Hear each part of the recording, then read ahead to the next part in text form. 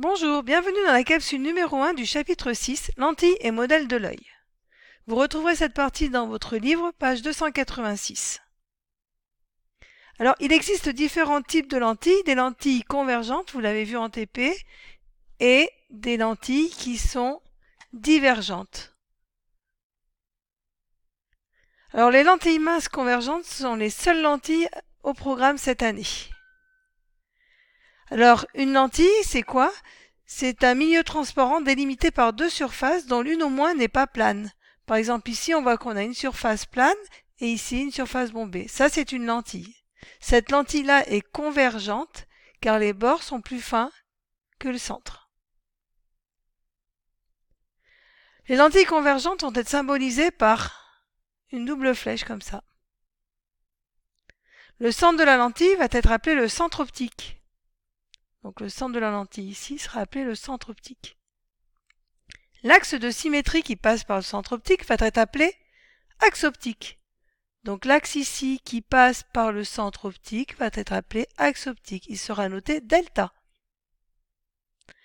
Et pour une lentille, nous allons voir qu'il existe deux points particuliers, le foyer image f' et le foyer objet f. Le foyer image f' sera symétrique du foyer objet f par rapport au centre de la lentille. Nous allons avoir le centre de la lentille ici, le centre optique, deux foyers, un foyer objet, un foyer image. Dans les constructions graphiques, on va orienter l'axe optique, on va mettre un sens pour la lumière, donc ici de gauche à droite. Nous allons représenter O, le centre optique. Ici, vous avez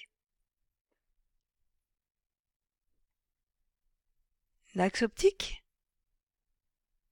Les deux foyers, F', foyer image, F, foyer objet. F et F' sont symétriques par rapport à O. Petit f' s'appellera la distance focale. Et pour construire les différents rayons, quand on fait une construction graphique avec des lentilles, on va s'intéresser à plusieurs rayons particuliers. Alors, premier rayon particulier, le rayon qui va passer par le centre optique.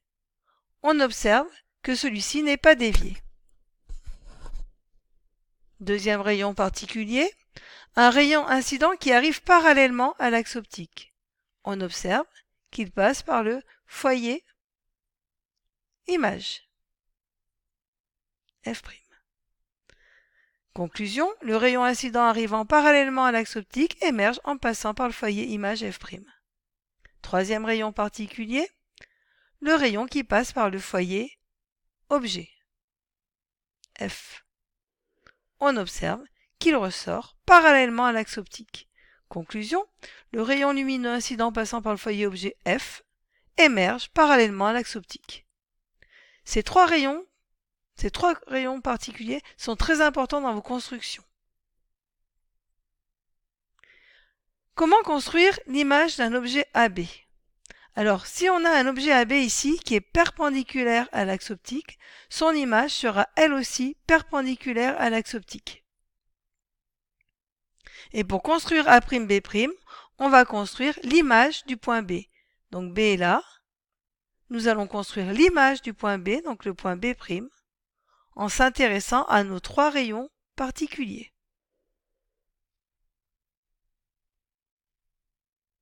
Alors le premier rayon, qui part de B et qui passe par le centre optique, n'est pas dévié.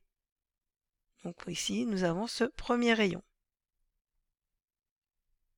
Le deuxième rayon, qui part de B et qui est parallèle à l'axe optique, ressort en passant par le foyer image F'.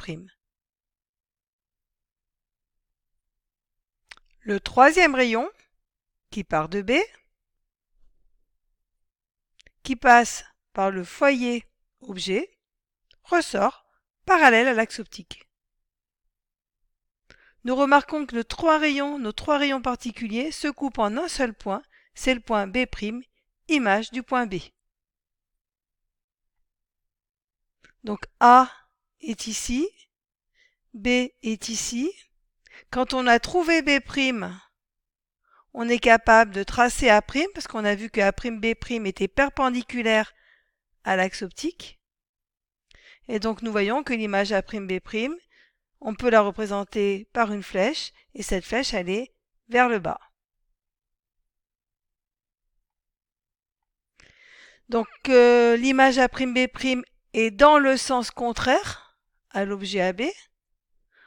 On parle d'image renversée et on dit qu'elle est réelle, car on peut bien l'observer sur un écran. En TP, vous avez utilisé le bande optique et vous avez observé sur l'écran des images, des objets. Alors nous avons vu aussi en TP que la position de l'image A'B' dépend de l'endroit où l'on place l'objet AB. On va donc s'intéresser maintenant au grandissement. Le grandissement, on va le noter gamma. Ce grandissement gamma va nous permettre de comparer la taille de l'image A'B' à celle de l'objet AB. Pour trouver le grandissement, il y a une formule. La formule, c'est que le grandissement, c'est le rapport de la longueur A'B' sur la longueur AB. Gamma est une grandeur sans unité. A'B' et AB doivent être mis dans les mêmes unités. Alors, si par exemple A'B' et AB sont en centimètres, quand on divise des centimètres, centimètre sur centimètre, on se retrouve bien avec une grandeur sans unité. Gamma va être plus grand que 1 si l'image A'B' est plus grande que l'objet, et gamma va être inférieur à 1 si l'image A'B' est plus petite que l'objet. Le grandissement dépend de la lentille et de la position de l'objet par rapport à la lentille. En TP, nous avons aussi utilisé le théorème de Thalès pour démontrer une autre formule avec le grandissement. Les points B, O, B' sont alignés, les points A, O, A' sont alignés. Les droites AB et A'B' sont parallèles, donc on peut en déduire que A'B' sur AB va être égal à OA' sur OA. Donc nous voyons une autre formule arriver, que le gamma va être égal à A' sur AB et aussi égal à OA' sur OA. Voilà, nous venons de terminer notre première capsule sur le chapitre 6 de notre cours de physique. À bientôt!